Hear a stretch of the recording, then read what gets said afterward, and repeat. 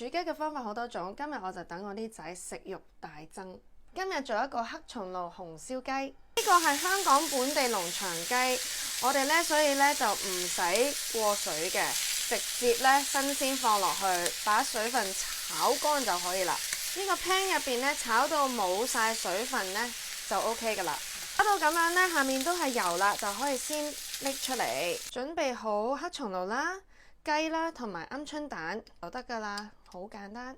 好，而家加啲油呢，又爆香啲薑片先。薑爆好呢，就放雞啦，鵪鶉蛋放落去啦，先倒老抽上色，少少生抽，抽呢提鮮嘅，老抽呢就係上色嘅，少少鹽 ，OK。葱頭呢都炒埋一齊，黑松露放2羹，擺少少酒，料酒，係啦，就好香啦。冚蓋燜一燜，味道呢就更香啦，咁入味啦。冚蓋燜10分鐘就得噶啦。哇，你睇好香啊！熄火呢就可以灑上葱花。哇，呢個雞送飯一流。